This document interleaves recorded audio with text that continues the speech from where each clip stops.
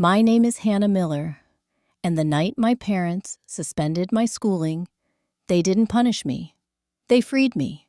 It happened over a pot roast dinner, the kind we'd eaten 1,000 times.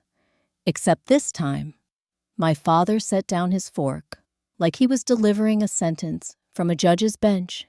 "You're not going back to school," he said. "Not until you apologize to your brother, publicly, for humiliating him."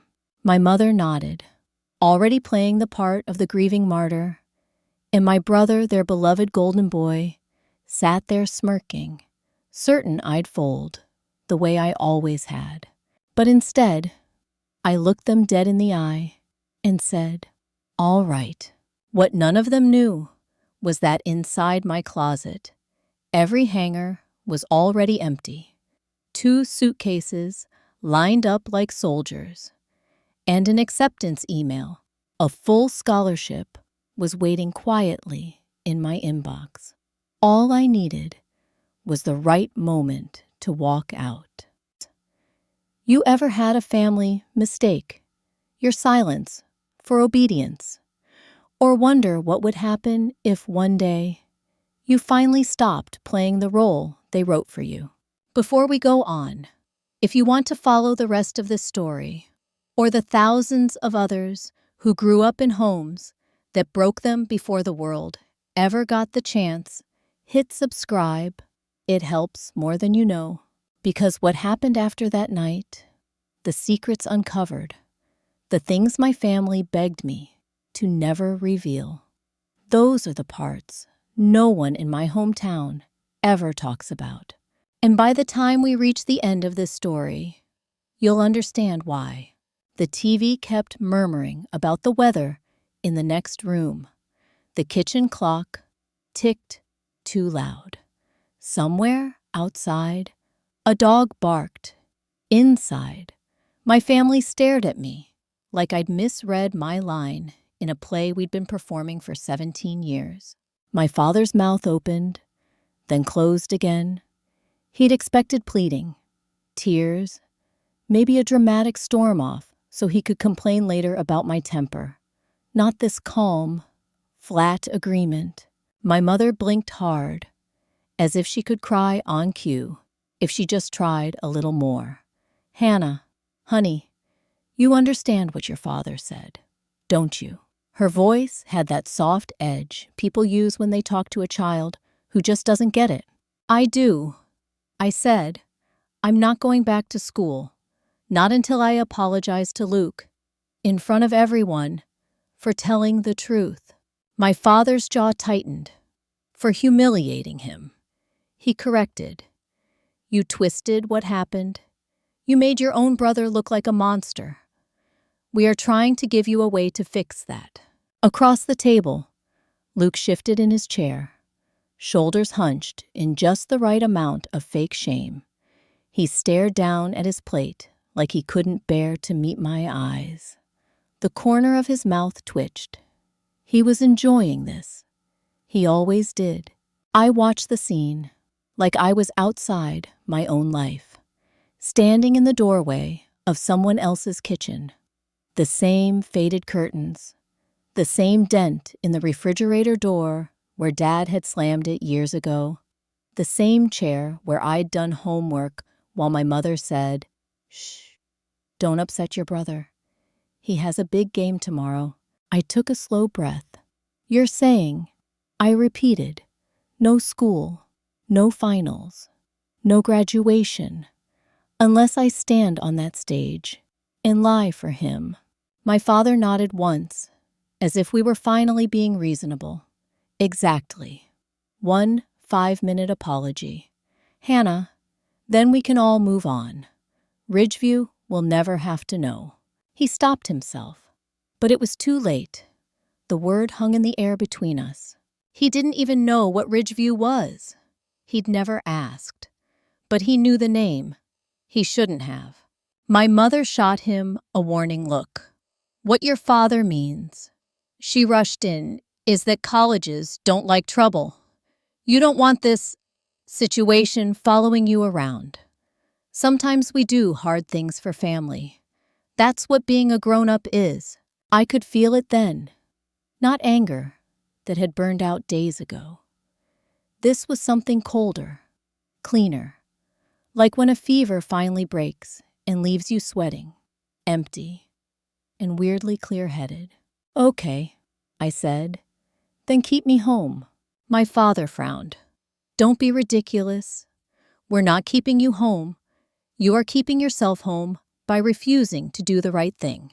"Frank," my mother whispered, reaching for his arm. He shook her off. I pushed my chair back, the legs scraping on the linoleum. In the early years, that sound would have earned me a lecture about respecting the furniture. Tonight, no one mentioned it. "Where do you think you're going?" Dad demanded. "Upstairs," I said. "You just took away school. That leaves at least 8 hours a day to kill. I should get started." Luke finally looked up, eyes wide, thrown off by how quiet I was. "Hannah, don't be dramatic," he said, like he hadn't just watched my future get put on pause for his comfort. "You made me look bad in front of the whole team. You knew what that would do. Just fix it." There it was. Just fix it. The family motto. So I almost laughed. Instead, I nodded once, to no one in particular, and headed for the stairs. My mother called my name, but her voice trembled, more from fear of inconvenience than fear for me. In the hallway, I paused by the thermostat, resting my hand against the wall. My fingertips brushed that familiar rough patch, the one you only see if you're looking. The spackle never quite matched the original paint. My father had put his fist through that spot the night Luke got benched the first time. He told the neighbors it was from moving furniture. I had been the one holding the towel to his bleeding knuckles. In my room, I closed the door gently, no slamming, no yelling. I turned the lock for the first time in maybe ever. It clicked with a soft finality that made the hair on my arm stand up, and my closet door slid open on its track without a sound. The hanger swung slowly in the empty space, bare and waiting. Shirts, jeans, the one nice dress my mother insisted I buy, in case Luke ever got a scholarship banquet, all folded into the suitcase on the bed. I pulled the zipper the rest of the way around and sat down beside it. This wasn't the first time they'd punished me for refusing to protect him. It was just the first time they didn't realize I'd stopped seeing it as punishment. On my desk, my laptop screen glowed. The email tab was still open to the message I'd read 3 times that morning and then memorized just in case something accidentally happened to my account. "Dear Ms. Miller, we are pleased to inform you." I didn't need to read the rest. The words were burned into the back of my eyelids. Full residential scholarship, room and board, travel stipend, orientation date. Under that window, partially hidden behind a folder of school essays, was a scanned PDF with a digital stamp in the corner. Temporary guardianship agreement. My name, my aunt's name, Vermont coordinates in the address line. I clicked it open just to make sure it was still real. My Aunt Jo's signature was right where I'd left it, bold and looping. The notary seal from the pharmacy she worked near. The attorney's name at the bottom, the same attorney who volunteered 2 nights a week at our church, who'd looked at me over his wire-rimmed glasses and said, "You're not the first kid they've brought me with bruises you can't photograph." No one had hit me, not with fists, but some bruises bloom in quieter places. Outside my door, I could hear the murmur of voices from the kitchen, rising and falling. My name floated up once, twice. The word ungrateful made an appearance. College did too. No one said Luke's name. They didn't have to. He was the reason we were all orbiting this same dying sun. I leaned back against the headboard and stared at the ceiling. The popcorn texture had a crack running through it that looked like a river on a map. I traced it with my eyes from one wall to the other. They thought they'd trapped me. What they didn't know was that the walls of this house had been crumbling around us for years. I was just the only one who'd bothered to find the door. I slid the folder of documents closer and laid my palm flat over the guardianship form, like I was taking an oath. "Aunt Jo," I whispered, though she was 3 states away and probably asleep after a long shift. "I hope you meant it when you said your door was always open." I didn't sleep that night, not because I was scared, but because for the first time in a long time, the fear wasn't mine. It belonged to them all. Around midnight, the house finally went quiet. Dad's heavy steps faded down the hallway. Mom's soft, shaky sobs drifted into silence. And Luke slammed his bedroom door with that same dramatic flair he'd practiced since he was 10.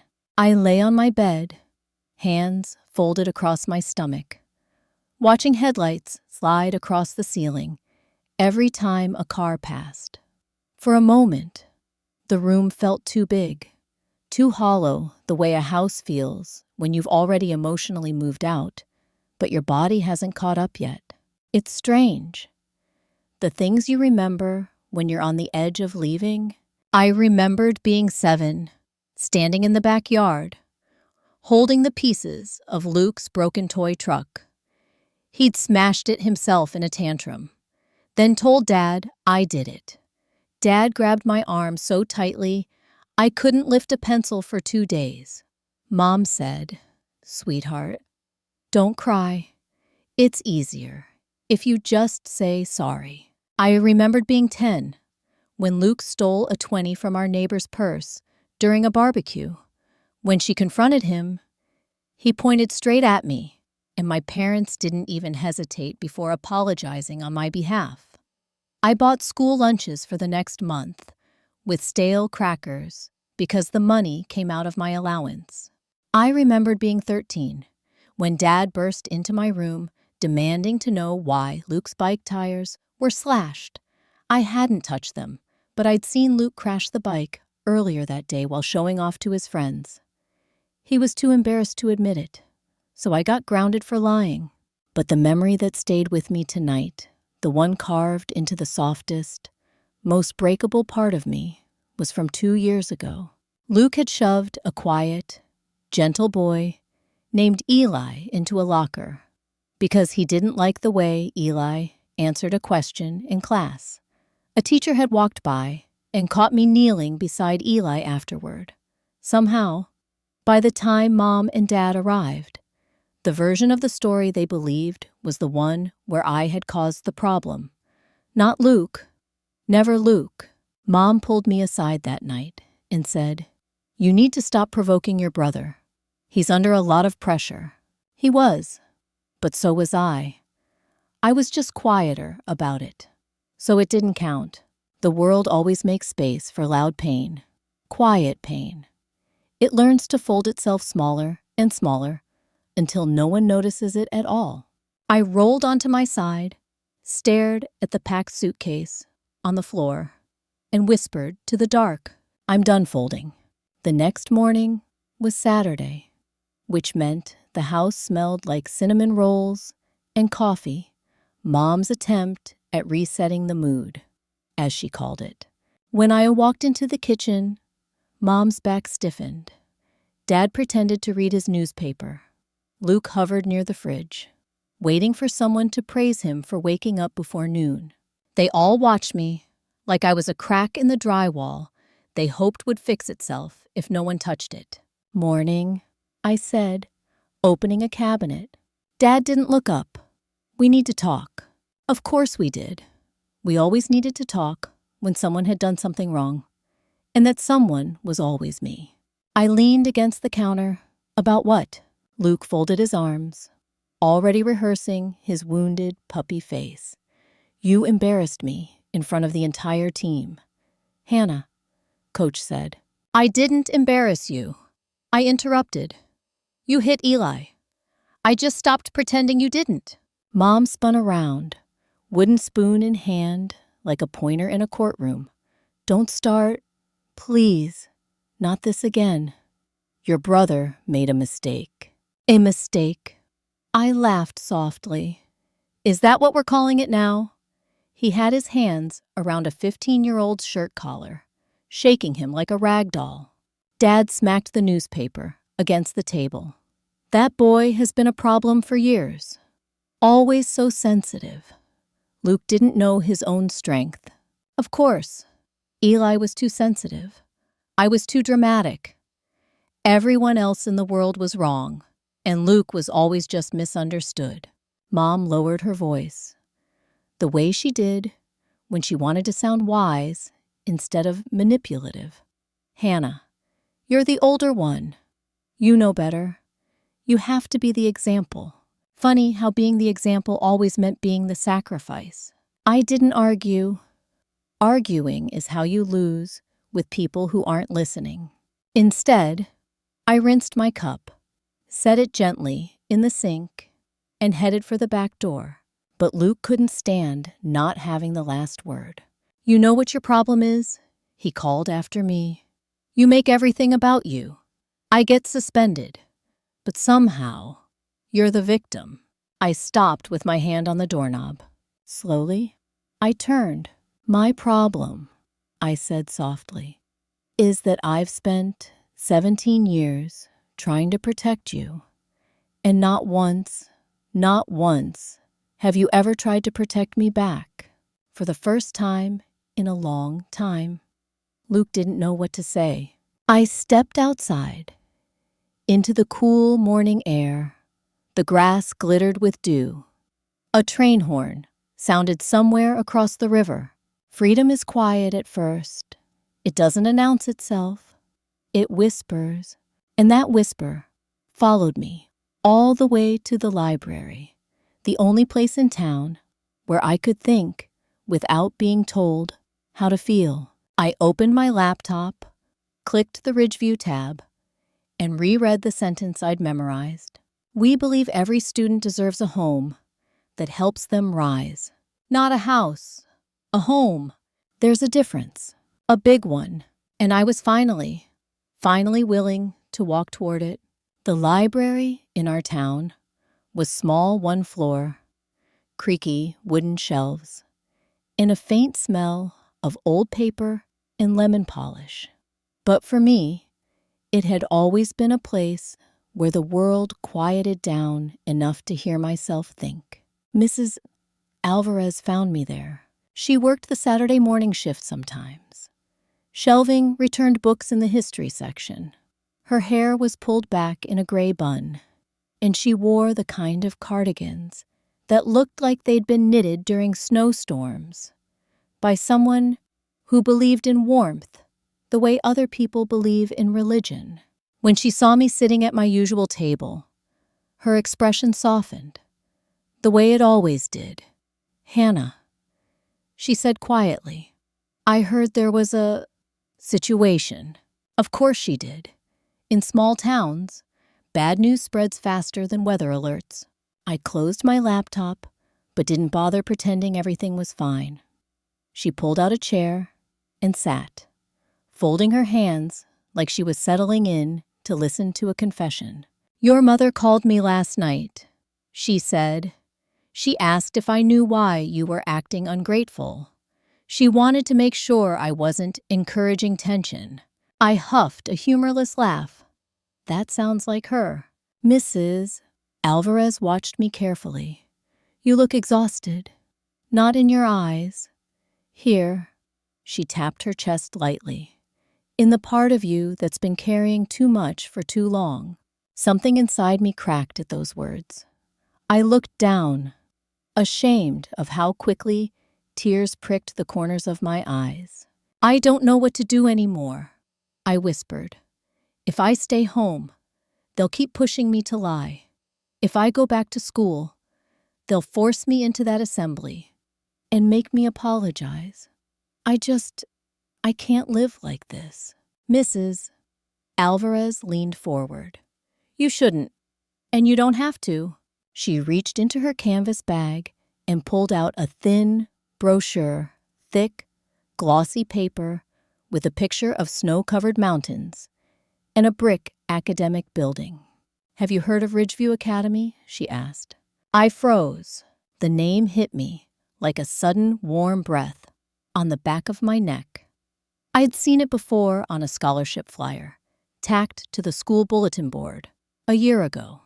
A place for high-achieving students in difficult environments. A place I never thought I'd qualify for.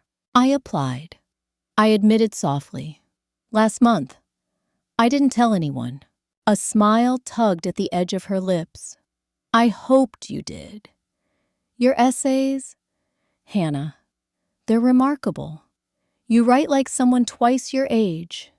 Someone who's seen things she shouldn't have had to see. My throat tightened. I wasn't used to being seen. Not really. She slid a business card across the table. The name printed on it read, Daniel Pierce, Esquire. Underneath it, legal aid and youth advocacy. Volunteer attorney. I know him. I murmured. He goes to my aunt's church sometimes. He's also helped several students in situations similar to yours, she said, and he understands the law better than your parents think. She paused, letting the weight of that sink in. Hannah, she continued gently, your father can't legally prevent you from pursuing an education at a boarding institution once you're 17 and have a verified full scholarship. Not in this state. Not with the documentation. I blinked. Wait. He can't. She shook her head. Not if you have an alternative guardian, or the academy itself is willing to step in. Ridgeview is very familiar with cases like yours. It's one of the reasons they exist. I stared at the brochure, the picture of the campus blurred by the sting in my eyes. For the first time, the idea of leaving didn't feel like a dream or a rebellion. It felt like a door, a real one, with hinges and a handle, and the possibility of a lock that only I controlled. Mrs. Alvarez reached into her bag again and handed me a sealed envelope.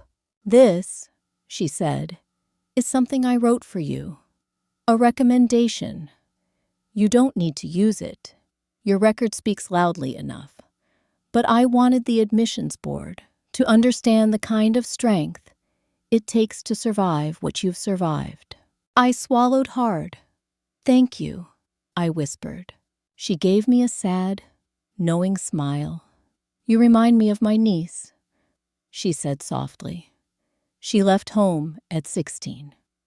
Not because she wanted to, but because staying would have broken her spirit. She let out a breath. She's 28 now. Married, 2 kids, a teacher, happy. I want that for you. Hannah, truly. I didn't trust myself to speak, so I nodded. She stood, placed a warm, steady hand on my shoulder, and said, You don't have to save anyone but yourself. Not this time. By the time I left the library, the sun was dipping behind the line of sycamore trees along the river. The sky glowed orange and pink, a quiet kind of beauty that felt almost cruel. How could the world look so gentle when everything inside me was shaking? As I walked home, I heard a car slow beside me. Dad's truck. The window rolled down. Get in, he said, voice flat, unreadable. I opened the door and climbed in, hands folded in my lap. He didn't look at me, just kept staring ahead through the windshield. Your mother tells me, he started slowly, that you're being influenced by certain teachers. Teachers who don't respect the way our family handles things. My heart sank. Of course. Blame the outside world, not the inside damage. I stayed silent. Dad drummed his fingers on the steering wheel. You will apologize on Monday, he said. End of story. I turned my head toward him, quietly, evenly. No, I said, and it's not the end. His jaw flexed. For a second, just one, I thought he might hit the steering wheel again, the way he had when Luke was benched. But he didn't. He just stared straight ahead and whispered, You think you're walking out of this house? You think you can actually go somewhere? I let out a breath, so slow he couldn't hear it. I don't think it, I said. I know it. He didn't speak the rest of the ride. When we pulled into the driveway, he stayed in the truck long after I got out. Hands on the wheel, shoulders rigid, a man realizing, maybe for the first time, that I wasn't his to control. As I walked toward the house, a strange thought crossed my mind. Fear looks different depending on who's feeling it. Tonight, for once, it wasn't mine. Sunday morning came with a thin, gray light, the kind that makes everything look softer than it really is. But nothing about that day felt soft. I woke before my alarm, long before anyone else in the house. The air was cold, sharp. My breath fogged the window as I looked outside. Frost tracing the edges of the glass like delicate white veins. It reminded me of how fragile things could be, right up until the moment they cracked. I brewed coffee quietly, careful not to clink the spoon against the mug. The silence felt like a truce that could shatter if I breathed too loudly. On the kitchen table sat a folder I'd pulled together the night before: transcripts, certificates, copies of recommendation letters, my essay drafts, the kind of evidence you gather when you're preparing for a life your family doesn't believe you deserve. I sat down, opened the folder, and began sorting everything into neat stacks. Halfway through, a notification buzzed on my phone. Ridgeview Academy. Preliminary review completed. We will contact you within 24 hours. My hands trembled. There it was, the possibility of escape, reduced to one blinking line of text. Just then, a floorboard creaked. Luke shuffled into the kitchen wearing basketball shorts and that faded hoodie he swore made him look intimidating. He grabbed a bottle of orange juice from the fridge and leaned against the counter, watching me. What are you doing? He asked. I didn't look up from the papers. Organizing. You're not going anywhere, he said flatly. Dad said so. I lifted my eyes slowly. Dad doesn't decide everything. Luke scoffed. He decides everything that matters. There it was, again, that simple, awful truth that had shaped our whole family. Dad's voice was the law. Mom enforced it with guilt, and Luke thrived under its protection. He gestured to the folder. Just apologize. Hannah, stop making it complicated. You're acting like you've been abused or something. The words hit harder than he intended, not because they were cruel, but because they were ignorant. I closed the folder gently. Don't you dare decide what my life has or hasn't been. Luke blinked, taken aback. He wasn't used to me raising my voice, even slightly. Before he could respond, footsteps echoed down the hall. Dad entered the kitchen, tying the belt of his robe too tightly, like he needed to hold himself together. He spotted the folder instantly. What is that? School documents, I said. We told you, he snapped. You're not going anywhere until the apology is done. I slid the folder toward me, protectively. It's not your call. Dad leaned both palms on the table, towering over me. Everything about you is my call. You live in my house. You follow my rules. His voice wasn't loud. It didn't have to be. The quiet ones can pierce deeper. I met his stare, and something inside me, something small but stubborn, rose to the surface. Not for long. His nostrils flared. You think a fancy school is going to whisk you away? He laughed. Dark and humorless. They'll need parental consent. And you are not getting mine. I reached into my backpack, pulled out a document, and placed it on the table. Dad picked it up, skimmed the header temporary guardianship agreement, and his face drained of color. He read my aunt's name, then her signature, then the notary stamp. You forged this. No, I said calmly. Aunt Jo sent it. She filed it last week. Dad slammed the paper down so hard, the salt shaker jumped. I forbid this. You can't, I said softly. He stared at me, like he couldn't recognize the person sitting across from him. Not because I'd changed, but because I'd finally stopped shrinking. Mom appeared at the doorway, hair messy, robe half-buttoned. She looked from Dad to me, fear flickering in her eyes. What's going on? Dad pointed at the document. She's trying to run off to some boarding school. Thinks she's smarter than her own parents. Mom's face tightened. Hannah, sweetheart, you wouldn't leave us. Not really. She stepped closer, voice trembling. We need you here. Your brother needs you. There it was, the same line I'd heard for years. Polished smooth from overuse. I stood slowly, holding the guardianship form at my side. Mom, I said, my voice almost gentle. You don't need me. You need someone to keep the peace. You need someone to absorb the impact. That's not love. That's utility. Tears welled in her eyes. But we're family. I swallowed. Families don't break one child to cushion another. The room went still. Dad opened his mouth to roar something, but the doorbell rang. 3 sharp chimes. Dad stormed toward the front door. I followed, my pulse thudding in my ears. When he yanked the door open, the cold morning air rushed in, and standing on the porch, bundled in a winter coat, was Mr. Pierce. He adjusted his glasses, nodded politely, and held out a folder. Mr.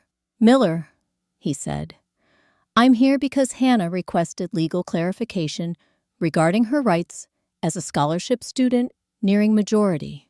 Dad's jaw clenched. She has no rights here. Mr. Pierce smiled faintly. That's not accurate, and we should talk. Behind him, I saw something else. A car idling at the curb.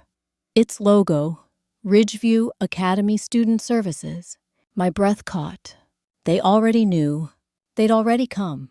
Dad hadn't. Mom hadn't. Luke hadn't. But Ridgeview had. Mr. Pierce stepped aside, letting me see the car more clearly.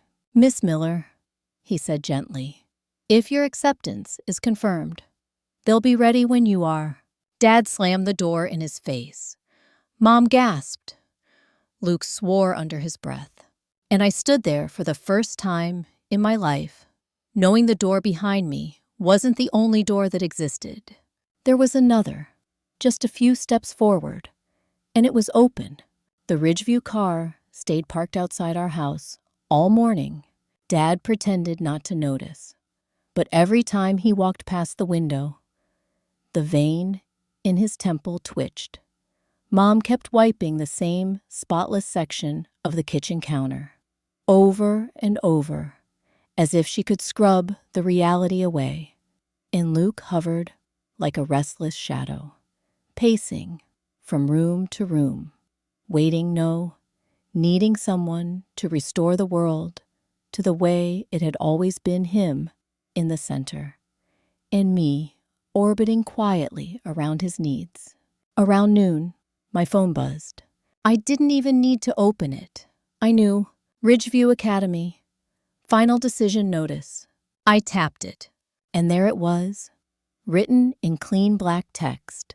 Congratulations, Hannah Miller. You have been awarded a full residential scholarship. My heart thudded once heavy. Disbelieving then settled into a strange, steady calm.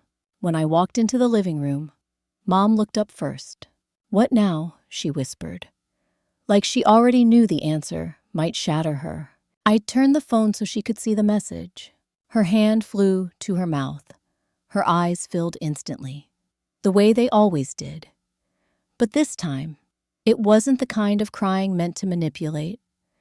It was the kind that happens when someone finally understands they've lost control. Dad stood, walked over, and snatched the phone from her. He read the message slowly, line by line. His face shifted from disbelief to fury, to something quieter, almost like fear. "This is a mistake," he said quietly. "It isn't. You didn't get our permission. You didn't get a guardian's signature. This isn't valid." "It is," I said. "Aunt Jo signed the guardianship papers. Mr. Pierce filed them." Dad's head snapped up. "Your aunt has no business meddling in our family." I held his stare. Maybe, but she didn't ask to. I did. Mom rose from the couch shakily. "Hannah, sweetheart, think about what you're doing. You're throwing your whole life into chaos. You're abandoning us for strangers." I felt something soften inside me, just for a moment. Not forgiveness, just the weight of seeing a parent realize the cage door they built finally swings the other way. "I'm not abandoning you," I said quietly. "I'm choosing myself, for the first time." Dad let out a bitter laugh. "Well, if you want to be an adult so badly, fine. No more handouts, no car, no phone plan, no college fund, nothing. You walk out that door, you're on your own." I nodded once. "My phone's already on a prepaid plan, and I don't have a car." Dad blinked at me, thrown off. I reached into the folder on the table and pulled out the printed bank statements I'd taken earlier in the week. "The college fund," I said, laying them down. "You emptied most of it 2 years ago to pay settlements after Luke's fights. Another chunk went to his summer football camps. There's barely anything left to freeze." Mom made a broken sound, sinking into the recliner like her bones couldn't hold her up anymore. Dad's face contorted anger, shame, rage, but he didn't deny it. He couldn't. Luke's mouth opened and closed like a fish, gasping on land. "You kept track. Why would you do that?" I turned to him. "Because I didn't have the luxury of assuming someone else would look out for me." He flinched. Before anyone could speak again, I tapped a contact on my phone and held it to my ear. It rang once, twice. "Pierce Legal Aid," came the familiar, steady voice through the receiver. "Mr. Pierce," I said. "I got the acceptance letter." "Excellent," he replied, his tone warm but professional. "I'm calling to confirm," I said, raising my voice just enough, "that the scholarship is fully binding and that my guardianship paperwork is approved." Dad took a step toward me. "Hang up that phone." I didn't. "Mr. Pierce continued, loud enough for the whole room to hear. "Yes, Hannah, everything is approved. Ridgeview has accepted you under the Student Protection Clause. Your parents cannot legally obstruct your enrollment. If they attempt to interfere physically or otherwise, the Academy and I will file an emergency protection request with the court." Mom gasped. Dad's fists clenched. Luke whispered, "What?" But Mr. Pierce wasn't finished. "I should also inform you," he added, "that Ridgeview has arranged courtesy transportation for you. They will arrive Tuesday at 7 a.m. sharp. Police are aware of the transfer, in case of disruption." Dad looked like the floor had shifted under him. He wasn't the sun anymore. He wasn't gravity. He wasn't the force that determined my orbit. Not today. Not ever again. I lowered the phone and ended the call. Silence filled the room thick, heavy, electric. Luke stepped forward, his voice cracking at the edges. You'd really leave. Over one apology. I met his eyes. Those same eyes that had watched me take the blame again and again and again. This wasn't about one apology. Luke, I said softly. It was about every single one you never made. His face crumpled with confusion, with anger, with a grief he didn't know how to name. Dad pointed at me, his voice low and shaking. If you walk out that door, don't come back. I picked up my folder, my phone, my courage. That, I said, is the idea. I walked past him, past Mom, past Luke. Every step felt lighter, like shedding old skin. And as I climbed the stairs toward my room, I realized something. Fear wasn't what held me in that house. Habit was, and habits can be broken. Tuesday morning arrived with the kind of cold that settles into your bones quiet, sharp, and certain. The Ridgeview car was scheduled for 7 a.m. I woke at 5, not because I was nervous, but because I knew they'd try something. The house was silent when I stepped into the hallway. Too silent. The kind of silence that means people are awake, just pretending not to be. I grabbed my suitcase handles and rolled them toward the stairs. The wheels clicked softly on the wooden step. Each sound echoing like a countdown. Halfway down, I heard it. Dad's voice. Low, tight, angry, thud. She's not leaving. I don't care what paperwork they think they have. Mom whispered something I couldn't make out. Then Luke said, maybe we should just let her go. The silence after that was immediate and violent. Dad's voice slammed through it. Absolutely not. She owes this family. He stopped when I stepped into the living room. All three of them turned toward me. Mom's eyes were swollen. Dad's jaw was clenched so hard I could see the muscle ticking. Luke looked like he hadn't slept at all. Dad pointed at my suitcases. Put those back. No, you're not leaving.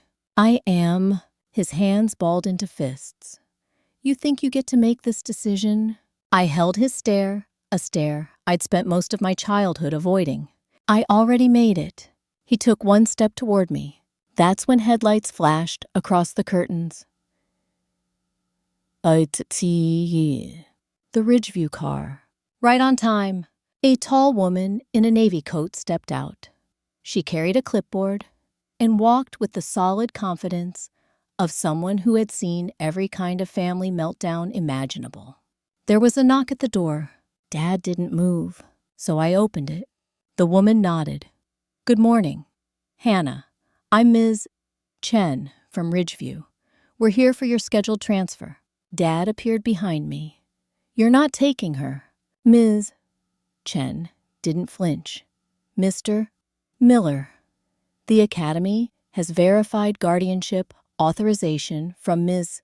Miller's alternate guardian and legal counsel. We're simply here to provide transportation. Dad laughed sharp. Disbelieving, you think you can just walk into my house and... He stopped when another car pulled up behind the Ridgeview vehicle. A police cruiser, Luke whispered. Oh, God. The officer stepped out and approached calmly. Morning.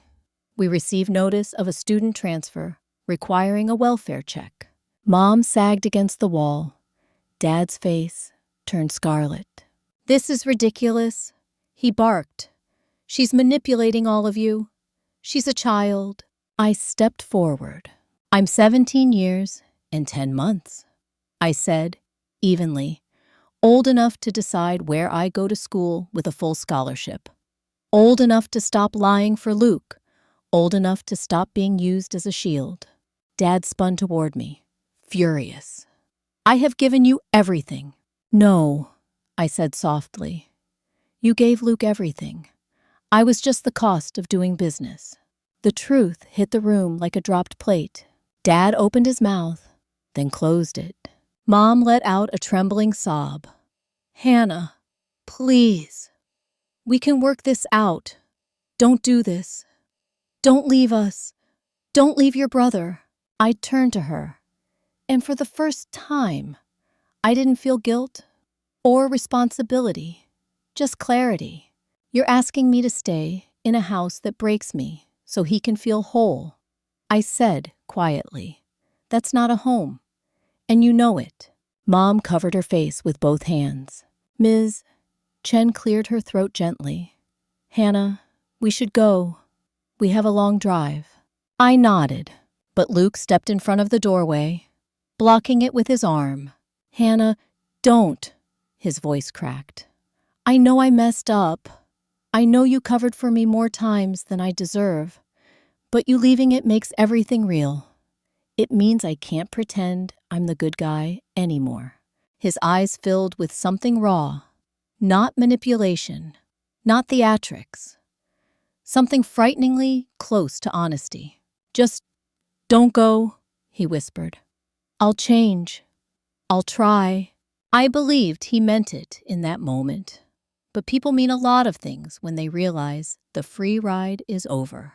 Luke, I said softly, you've never changed because you never had to. Every time you hurt someone, they made it my job to pay the price. He swallowed hard. I didn't ask you to, but you never stopped them either. That silenced him. Completely, Dad stepped forward again. You walk out that door. You're no daughter of mine. I took one breath, the kind that fills you with a calm you didn't know you possessed, and stepped past him. That, I said, was my entire childhood. I dragged my suitcase over the threshold. Ms.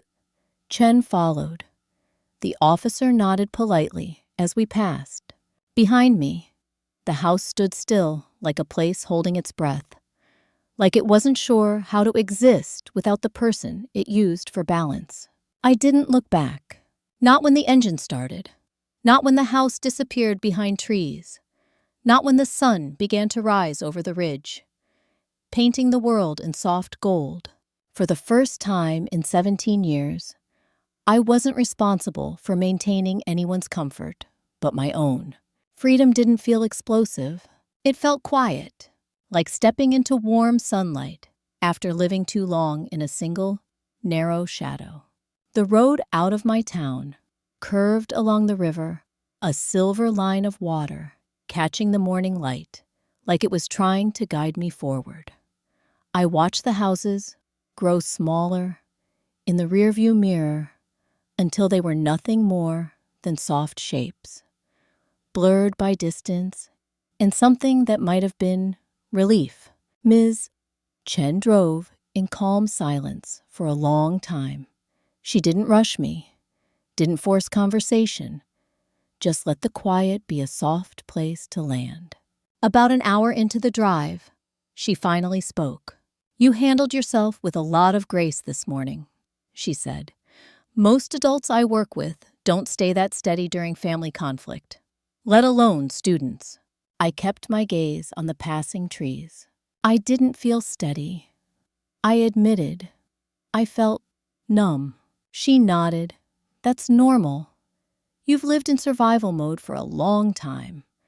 Sometimes what looks like strength is just a child who's had to hold too much. Too young. Her words hit deeper than I expected.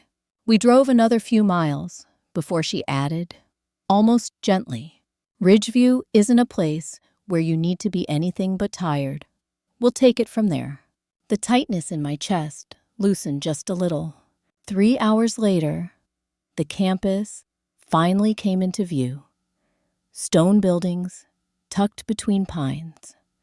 Tall glass windows reflecting the sky. The kind of grounds that looked like they belonged in a movie rather than in my real life. Students walked in clusters across the quad. Some carried books. Others laughed with friends. One sat under a maple tree, sketching something in a worn notebook. It was peaceful. unapologetically peaceful. I had never lived anywhere peaceful. When Ms. Chen parked the car, she turned to me with a warm, steady smile. Ready. I wasn't, but I nodded anyway. Inside the administration building, the air smelled like fresh coffee and old books. The receptionist pointed us toward the admissions office, where 2 staff members stood waiting. A taller man, with salt and pepper hair, extended his hand first. Ms. Miller, he said, shaking mine firmly. I'm Headmaster Alden. We've heard a lot about you. All good. I blinked. All good. Quite rare, isn't it? He said with a soft laugh. Sit, please. I lowered myself into the chair across from him, hands still trembling. He opened a folder labeled with my name. We reviewed your file thoroughly. He began, not just your grades, but your recommendations, your essays, your debate videos. Remarkable work. By the way, in the circumstances surrounding your departure, I waited for judgment.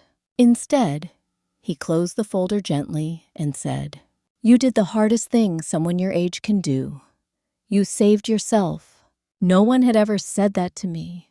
My throat tightened. I stared at my hands to keep from crying. We want you here. Hannah, he continued, not because of what you endured, but because of who you became despite it. Despite, such a simple word, such a heavy truth. He handed me a small envelope. When I opened it, I found a key card and a lanyard with the Ridgeview crest. Welcome home, he said. Home.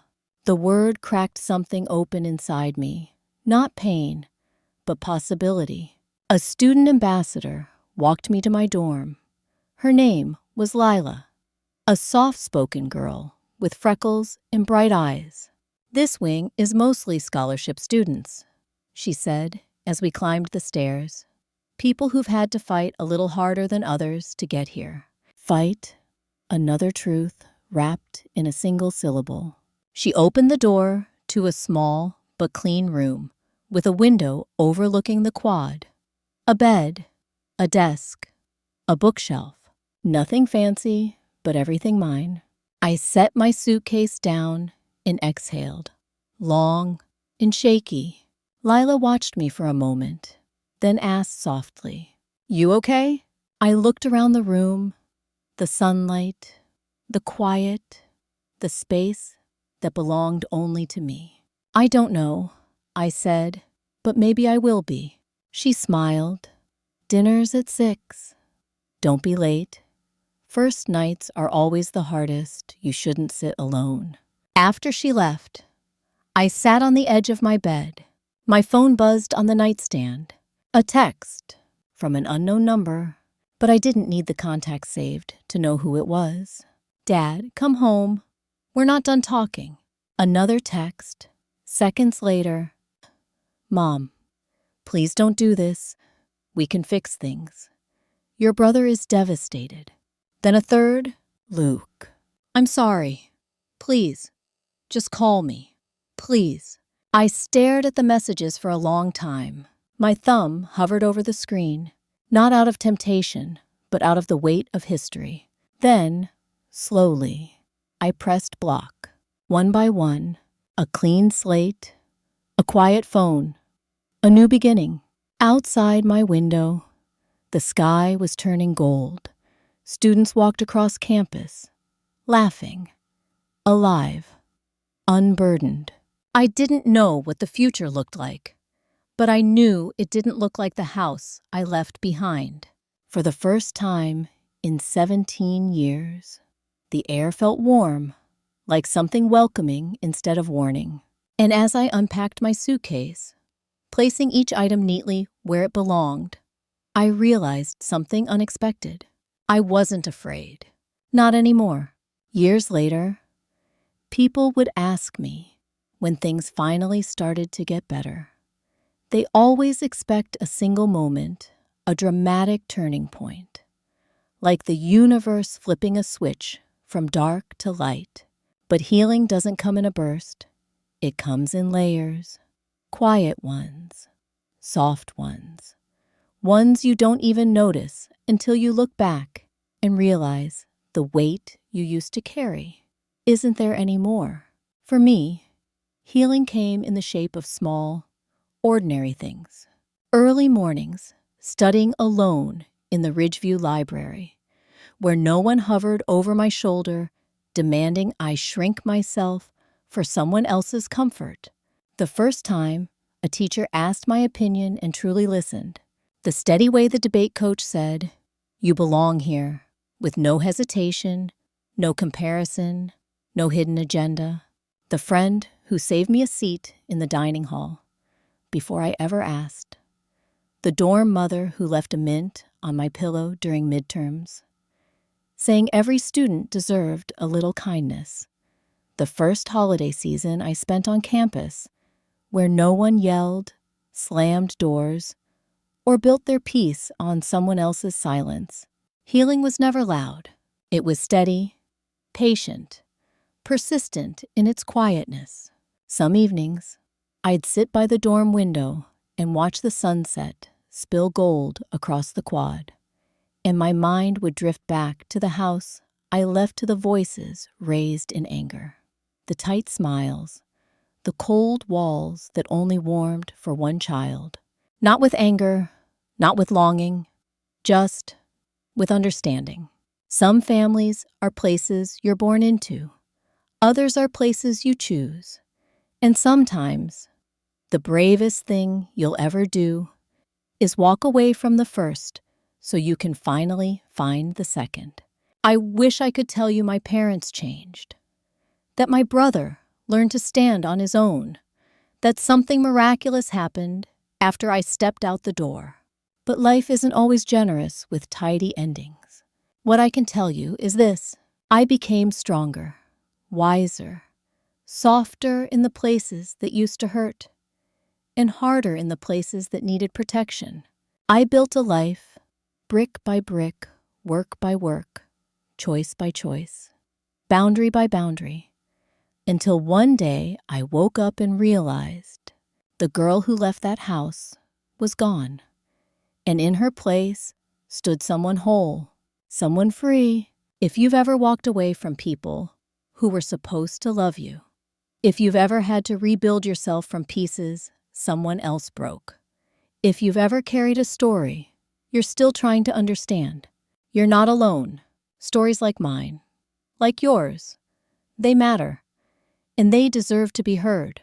If this one gave you strength, or comfort, or simply reminded you that choosing yourself isn't selfish, I hope you'll subscribe so you don't miss the next story that might find you at the exact moment you need it.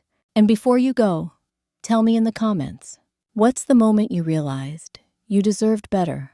I read every one, because none of us are broken beyond repair. Sometimes we just needed permission to begin again.